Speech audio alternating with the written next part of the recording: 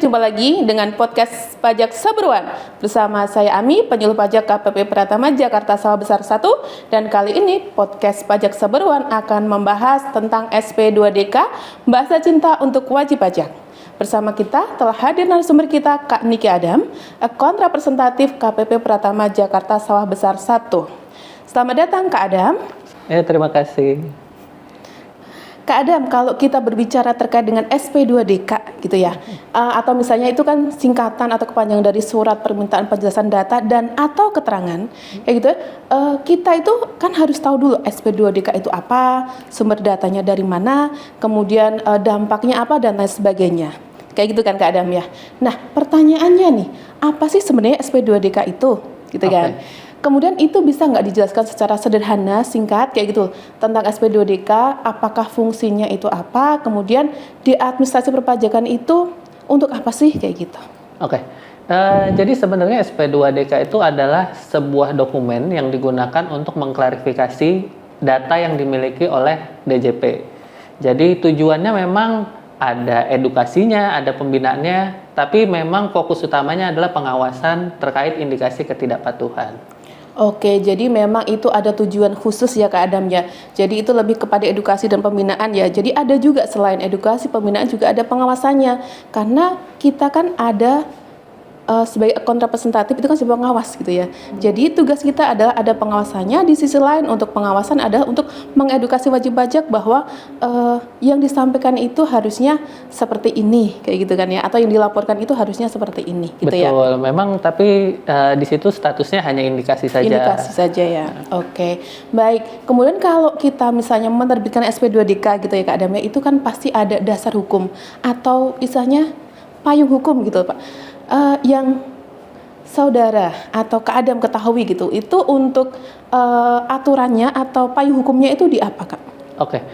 Sebenarnya dulu SP2DK itu ada karena tindakan penelitian. Jadi di dalam tindakan penelitian yang diatur di PP 74 dulu itu ada KPP dapat melakukan tindakan penelitian.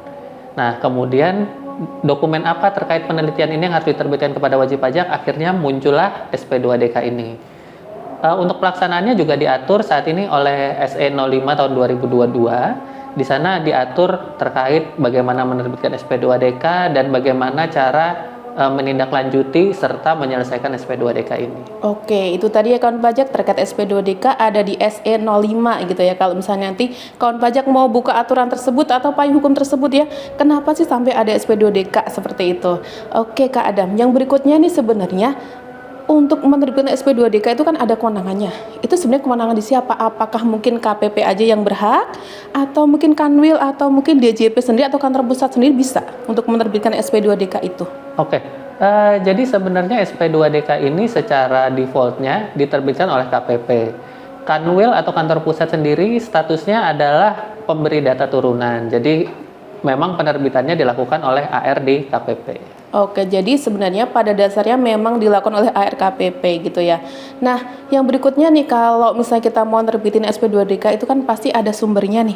Nah, sumbernya itu dari mana aja nih Kak? Misalnya mungkin kan kita ada data internal DJP, data eksternal DJP, misalkan ada data perbankan, atau mungkin data laporan PPAT, atau mungkin data pihak ketiga. Itu adakah data seperti itu Kak? Jadi memang SP2DK ini data sumbernya banyak ya. Data internal DJP sendiri ada, misalnya data bukti potong, data faktur pajak, juga ada data dari luar DJP. Data luar DJP ini bisa ada data dari bank atau data dari PPAT, bisa juga data dari notaris terkait perubahan hukum, modal di dalam badan hukum seperti itu ya. Jadi memang sumber datanya banyak. Banyak ya, nggak cuma dari dalam tapi juga dari luar kayak gitu. Karena untuk DJP sendiri itu sudah berkoordinasi atau sudah melakukan kerjasama gitu ya dengan pihak luar, bahkan dengan luar negeri pun juga bisa kita dapatkan data itu ya, misalnya dengan data EOI kayak gitu ya. Nah, seperti itu ya Kak ya. Iya, saat ini juga sudah lebih dari 80 negara kita sudah bekerja sama untuk pertukaran data dan informasi. Pertukaran data dan informasi sudah 80 negara.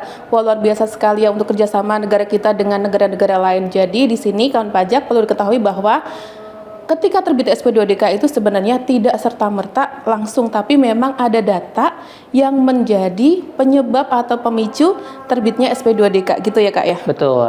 Nah, memang data ini statusnya hanya indikasi, jadi SP2DK itu terbit agar wajib pajak mengklarifikasinya. Betul, jadi ini masih kayak sebuah surat penjelasan, permintaan penjelasan, indikasi. Berarti artinya kalau indikasi itu kan belum tentu iya, bisa jadi tidak gitu kan ya Kak ya? Betul.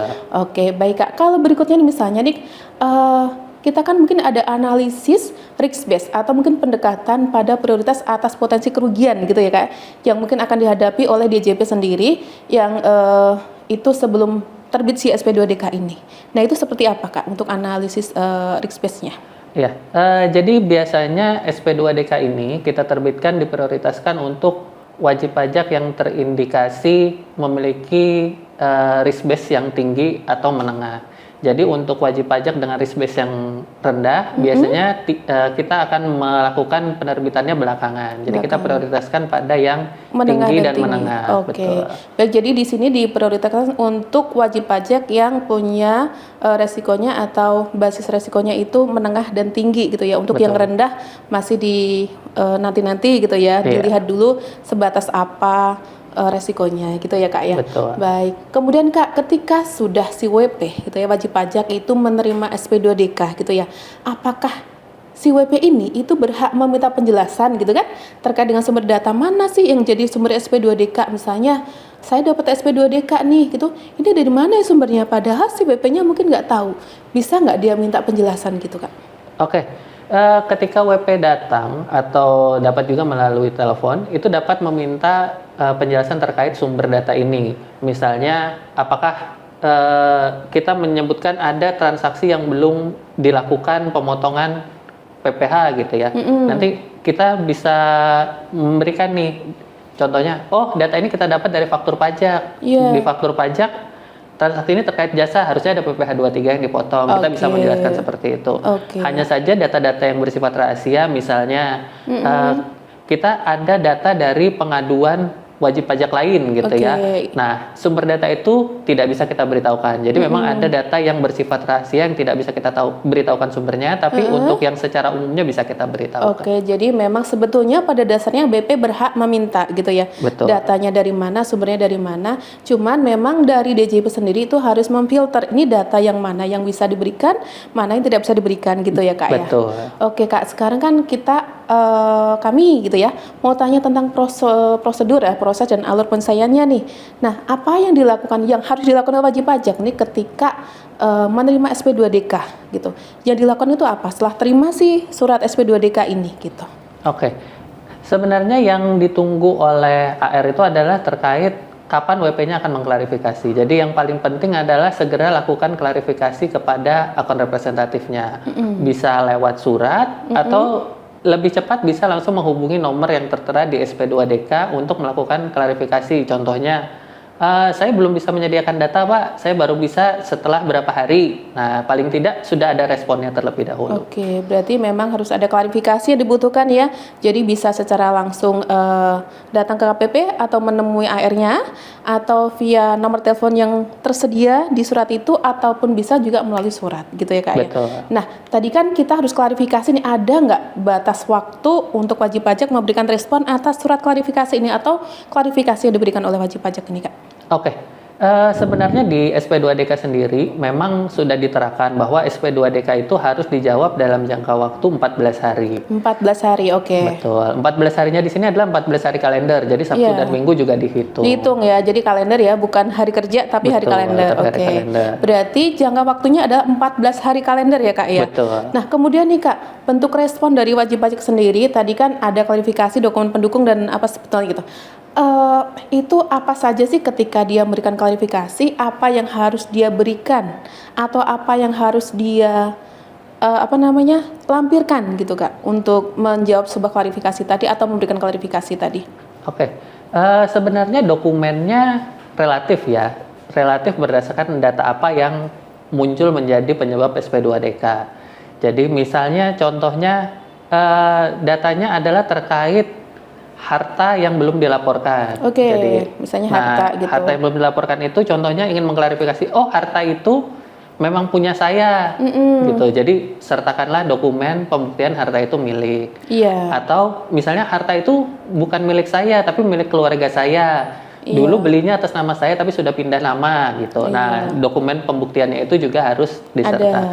Atau misal warisan, gitu kan, berarti ada dokumen akta warisnya. warisnya. Seperti itu. Jadi di sini yang harus dilampirkan atau harus diberikan dalam klarifikasi itu adalah dokumen pendukung ya, seperti itu ya Kak ya. Nah, misalnya kan di sini kan kita sebetulnya kan wajib memberikan klarifikasi dalam jangka waktu 14 hari kerja tadi ya Kak. Nah, konsekuensinya ada nggak ketika wajib pajak ini itu misalnya dalam jangka waktu 14 hari kerja tadi tidak merespon ini SP2DK ini? Oke, jika dia tidak direspon dalam 14 hari kerja, nanti biasanya kita akan membuat surat untuk undangan pembahasan. Undangan pembahasan, oke. Betul. Undangan pembahasan itu nanti akan dijadwalkan. Misalnya kita jadwalkan untuk hari Senin atau Selasa minggu berikutnya seperti itu ya. Oke. Nah, itu nanti kita mengharapkan WP-nya memberikan respon apakah bisa datang di hari Senin atau Selasa itu. Jika tidak bisa memberikan waktu yang lain. Tapi apabila tidak ada respon juga, itu dapat kita tindak lanjuti ke usul pemeriksaan. Kenapa seperti itu? Karena kita anggapnya wajib pajak tidak merespon SP2DK. Jadi kita anggapnya wajib pajak tidak mau mengklarifikasi data. Jadi di sini sebenarnya ketika wajib pajak itu nggak respon gitu ya, maka bisa ada pembahasan. Itu nanti tergantung jadwal temu atau waktu antara AR dan wajib pajak sendiri gitu kan. Baik, nah tadi seperti ini tadi ya terkait dengan jawaban tadi ya. Nah ketika nanti wajib pajak itu ternyata tidak mau menjawab, tidak pembahasan, tidak mau datang atau yang lain sebagainya, ketika tidak ada klarifikasi maka langkah berikutnya adalah usul pemeriksaan gitu ya. Betul. Karena di sini wajib pajak dianggap bukan prestasi atau tidak taat, tidak patuh gitu ya. Benar, jadi dia dianggap tidak mengklarifikasi data dan kita menganggap bahwa data yang kita terima itu adalah benar. Dianggap benar dan wajib pajak karena tidak mau maka harus ke pemeriksaan tadi ya. Betul. Oke, baik Kak. Nah sekarang nih saya coba mau tanya nih ke Kak Adam nih kaitan dengan isi, validitas dan mungkin substansi dari SP2DK itu sendiri nih. Bagaimana sih cara memastikan keaslian dan validitas dari surat SP2DK yang diterima oleh WP? Misalnya kan sekarang kan lagi marak banget dengan penipuan nih. Bisa jadi kan ada perubahan data, ada mungkin surat tagihan pajak datang ke rumah palsu misalkan. Mungkin bisa jadi nih SP2DK ini juga yang datang ke rumah juga bisa jadi palsu. Di situ misalnya ada SP2DK, sudah ada kode bilnya suruh bayar misalnya. Seperti itu contohnya itu gimana Kak untuk memastikan keaslian atau validitas dari SP2DK itu? Ya, untuk SP2DK memang untuk yang diterbitkan terkait tahun pajak 2024 dan sebelumnya, itu memang saat ini belum ada validasi secara online. Jadi memang cara yang paling gampangnya adalah terkait scan barcode yang ada di bawah. Scan barcode yang ada di bawah. Di tanda tangan itu ya? Betul. Di bagian itu ketika kita scan, biasanya nanti akan tertera di layar handphonenya tulisan di bagian akhir upper web ditambah nomor NPWP wajib pajaknya. Nah, sedangkan untuk yang tahun 2025 dan nanti akan ke depannya, dia akan diterbitkan melalui Cortex. Sistem Cortex yang sekarang lagi booming ini ya Kak ya. Betul. Nah, itu wajib pajak bisa periksa sendiri di menu dokumen saya, dia akan nanti muncul SP2DK yang terbit. Tanpa KPP harus mengirimkan surat gitu ya Kak ya. Betul. Jadi gitu ya ke kawan pajak ya. Jadi ketika nanti dapat SP2DK mau mastiin nih SP2DK-nya valid atau enggak, maka di situ kalau sekarang kita udah pakai tanda tangan elektronik ya Kak ya. Jadi kita bisa scan atau untuk QR code-nya di situ nanti akan muncul data-data yang benar. Kalau misalnya di situ ke QR code-nya itu ternyata tidak muncul data, berarti itu palsu. Baik Kak, untuk berikutnya nih misalkan nih, kalau misalnya SP2DK itu kan terbit, apakah berarti wajib pajak itu mungkin salah melaporkan SPT atau mungkin ada indikasi ketidakpatuhan yang dilakukan oleh WP Kak? Ya, jadi memang statusnya hanya indikasi ya, indikasi. Indikasi ini bisa indikasi ketidakpatuhan yang benar atau hanya indikasi bahwa ada salah tulis, salah hitung saja. Salah hitung gitu ya Kak ya. Nah, kalau memang indikasinya adalah ada yang tidak dilaporkan, itu wajib pajak bisa membetulkan SPT dan nanti melaporkan. Oke. Tapi kalau indikasinya salah tulis, salah hitung, wajib pajak terus ketika mengecek, oh ternyata hitungannya sudah benar, wajib pajak bisa klarifikasi bahwa berdasarkan hitungan saya sudah benar. Betul. Nah, nanti kalau memang kita uji kembali bahwa itu sudah benar, itu sudah tidak masalah, nanti SP2DK-nya akan ditutup. Oke, jadi gitu tergantung bagaimana nanti dari klarifikasinya ya Kak ya. Apakah benar ini memang salah lapor atau memang ada indikasi ketidakpatuhan. Kembali lagi bahwa ini ada indikasi. Kalau kita indikasi bukan berarti itu adalah sesuatu yang yes. Betul. Artinya bisa tidak, bisa iya gitu ya. Maka di situ adalah hak wajib pajak untuk bisa klarifikasi bahwa yang dilaporkan itu sudah benar atau belum. Jika sudah benar, maka bisa klarifikasi untuk SP2DK bisa di-close, dan misalnya itu ada kesalahan, salah tulis, salah hitung gitu, maka bisa melakukan pembetulan SPT gitu. Betul. Ya Kak ya. Oke Kak, nah untuk mungkin ini ya, kasus umum mungkin yang sering memicu terbitnya SP2DK ini sebenarnya apa Kak? Data-data apa sih yang memicu akhirnya wajib pajak terbit nih si SP2DK ini gitu? Oke, untuk tahun-tahun terakhir memang data yang paling sering muncul adalah data terkait pembelian biasanya ya. Jadi data pembelian disandingkan dengan profil penghasilan wajib pajak ternyata tidak cocok. Contohnya seperti yang terjadi kemarin ada penjahit gitu ya di SP2DK. Kenapa? Karena ternyata ada data pembelian, dia membeli kain banyak gitu. Dalam jumlah banyak. Benar. Dan penghasilannya dia ternyata tidak sebesar itu. Nah, pembelian ini asal penghasilannya dari mana? Nah, itu yang akan diklarifikasi di SP2DK. Oke, baik. Sungguh luar biasa sekali penjelasannya, detail gitu ya Kak ya. Baik, wajib pajak nih, saya ada yang mau saya tanyakan lagi nih Kak Adam nih, mumpung beliau di sini ya, karena jarang-jarang sekali kita bisa mengundang seorang narasumber seperti Kak Adam ini. Nah, Kak Adam, apa saja sih hak wajib pajak nih ketika menerima SP2DK gitu? Oke, wajib pajak ketika menerima SP2DK, yang pertama tentunya berhak menanggapi ya, berhak menanggapi. Jadi kita tidak akan menutup sarana wajib pajak untuk menanggapi SP2DK ini. Lalu wajib pajak juga berhak untuk membetulkan SPT. Berbeda dengan pemeriksaan yang ketika sudah terbit SP2, wajib pajak tidak bisa lagi melakukan pembetulan SPT. Ketika SP2DK, wajib pajak masih berhak untuk membetulkan SPT jika menyadari terjadi kesalahan. Jadi wajib pajak bisa membetulkan SPT tanpa perlu dikenai sanksi dari SKP. Nah, wajib pajak juga bisa berhak untuk meminta penjelasan terkait data-data yang ada di dalam SP2DK. Jadi asalnya dari mana, berapa besar nilainya, selisihnya seperti apa, potensi pajak yang muncul seperti apa, wajib pajak bisa meminta penjelasan itu juga. Oke, jadi itu tadi hak wajib pajak ya Kak ya. Jadi di sini wajib pajak itu nanti kalau memang ada sesuatu yang ditemukan ada yang salah tulis, salah hitung, mungkin ada yang lupa wajib pajak mungkin belum dilaporkan, maka wajib pajak bisa membetulkan SPT kayak gitu ya. Berbeda ketika dengan pemeriksaan, ketika sudah terbit yang namanya hasil pemeriksaan ya SPHP. Hasil pemeriksaan apa ya tadi? Ketika sudah terbit surat perintah pemeriksaan juga sudah tidak bisa. Nah, itu berarti nanti sudah tidak punya hak untuk membetulkan SPT. Kalaupun membetulkan, udah dianggap tidak ada pembetulan, artinya tidak diakui gitu ya Kak ya. Betul. Oke Kak. Nah, untuk yang berikutnya Kak, nih, misalkan nih, apakah kalau misalnya WP terbit SKPKP atau SKPKB gitu ya, itu kan dia ada keberatan dan lain sebagainya. Nah, kalau misalnya diberikan surat SP2DK nih, apakah wajib pajak juga berhak keberatan nih atas isinya? Misalnya seperti apa kalau misalnya bisa gitu Kak? Oke. Jadi sebenarnya SP2DK ini bukan produk hukum. Jadi dia bukan sebuah produk hukum, tapi proses klarifikasi. Betul. Karena dia bentuknya adalah proses klarifikasi, jadi sebenarnya tidak perlu ada keberatan.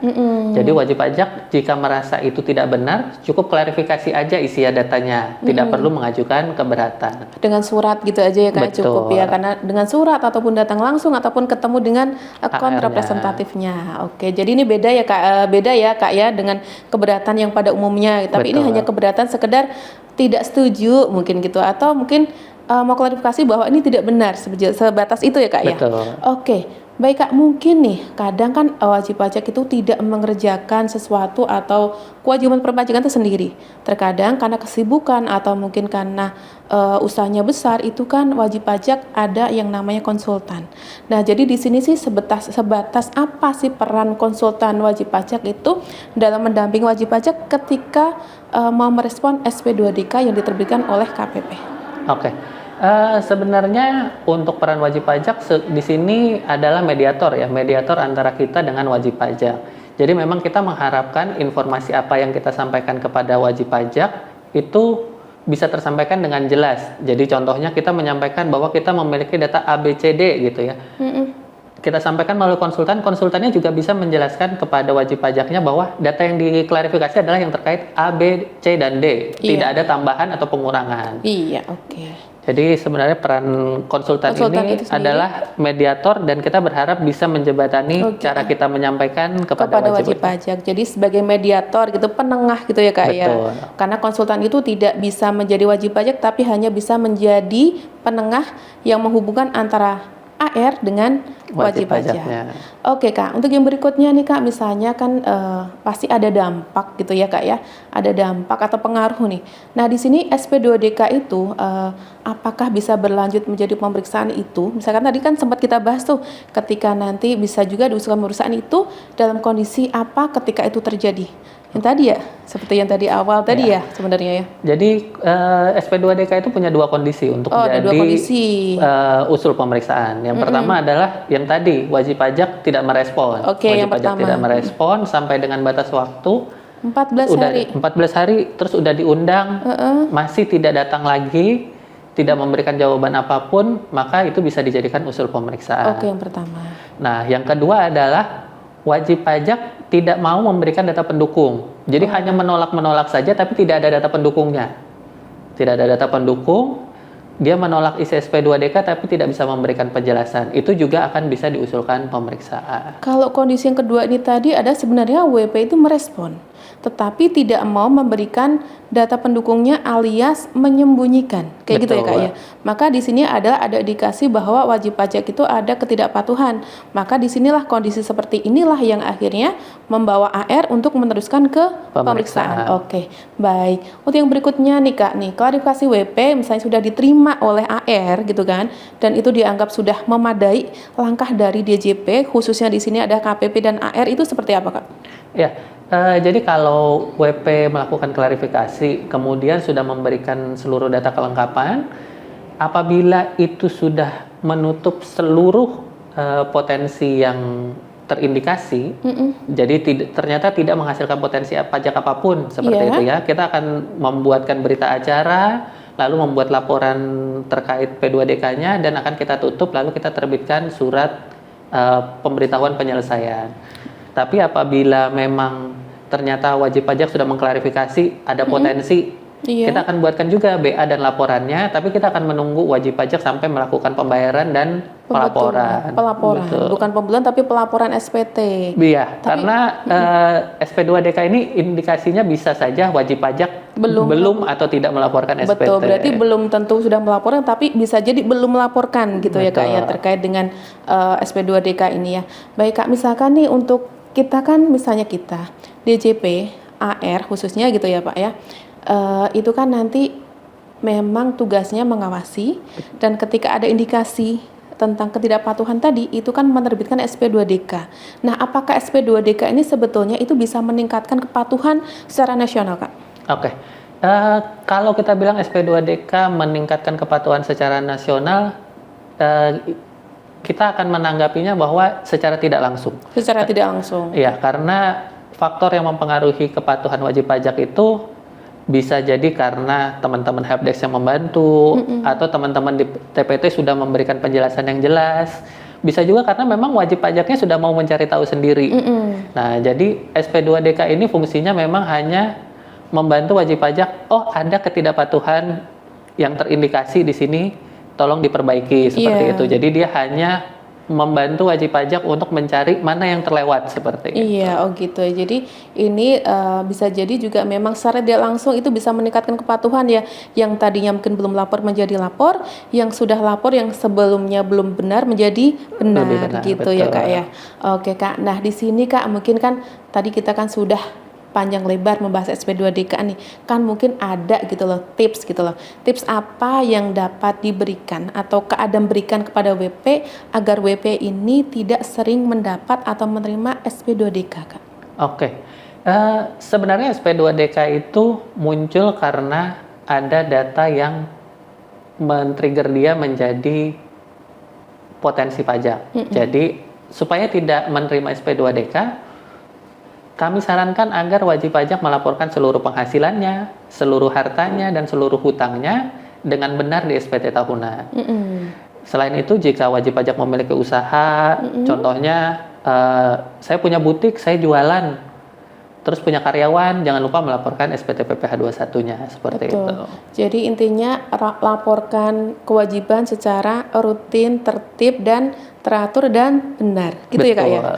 Jadi intinya kalau misalnya yang dilaporkan sudah benar sesuai dengan keadaannya sebenarnya, niscaya gitu ya, niscaya SP2DK tidak akan muncul, gitu ya Kak, Betul. atau tidak akan terbit gitu ya Kak ya. Betul. Nah, menurut pandangan dari Kak Adam sendiri atau pengalaman gitu, kesalahan yang paling umum wajib pajak ketika mendapat SP2DK itu responnya seperti apa Kak? Atau dalam kesalahan dari paling umum ya wajib pajak ketika merespon SP2DK gitu. Oke. Biasanya wajib pajak itu hal yang pertama terjadi adalah ketika di SP2DK dia udah panik gitu ya, udah panik, lalu merasa selama ini saya sudah lapor yang benar kok, kenapa masih di SP2DK gitu ya. Akhirnya wajib pajaknya kebingungan dan lupa di mana meletakkan dokumen-dokumen pendukung itu. Akhirnya ketika menjawab, saya sudah lapor Pak, dokumen yang saya laporkan adalah ini. Tapi ketika kita minta dokumennya nggak ada gitu ya. Jadi jangan panik dulu, dicari aja dokumen pendukungnya. Apabila nanti ternyata tidak dapat membuktikan, ya dikonsultasikan saja kepada AR-nya gimana.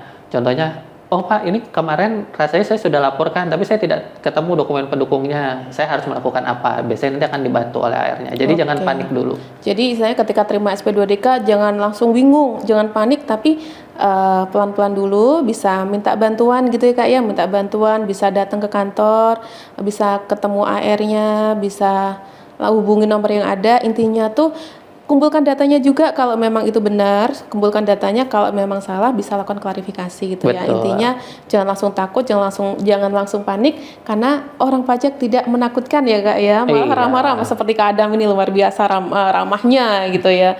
Seperti itu.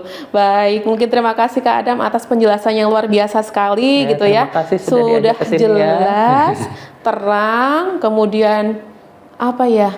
Jelas intinya, jelas dan terang, dan semuanya itu sudah tercover terkait SP2DK. Seperti itu kawan pajak. Nah, semoga nanti apa yang kami bahas hari ini itu menambah wawasan dari kawan pajak terkait SP2DK atau permintaan penjelasan dan atau keterangan gitu ya. Jadi di sini kalau nanti misalnya kawan pajak menerima SP2DK, jangan takut, jangan panik, dan slow gitu ya. Betul, santai aja. Tenang, santai aja. Cari datanya dulu, ini kesalahannya ada di mana. Kalau memang udah benar, cari data pendukungnya. Kalau salah, cari data mana, oh ya benar dulu ada transaksi ini belum kami laporkan. Oh benar ada transaksi ini belum kita potong. Pokoknya slow dan santai aja ya Kak ya. Nanti ada AR yang nanti siap membantu kawan pajak semua dalam merespon, mengklarifikasi, sampai bahkan ketika nanti ada kesalahan itu dibantu sampai bagaimana pembetulan SPT tahunan atau melaporkan SPT tahunan ataupun SPT masa yang menjadi dasar terbitnya SP2DK gitu. Betul. Ya Kak ya. Oke, kawan pajak, mungkin berakhir juga untuk podcast kita hari ini. Jangan lupa follow akun YouTube Kantor Pajak Sawah Besar 1 di @kpp Pratama Jakarta Sawah Besa 7118. Jangan salah ya, di sini bukan besar tapi Besa 7118. Oke, bersama saya Ami dan saya Adam. Kami pamit undur diri dan sampai jumpa lagi di podcast Pajak Saberwan berikutnya. Dadah.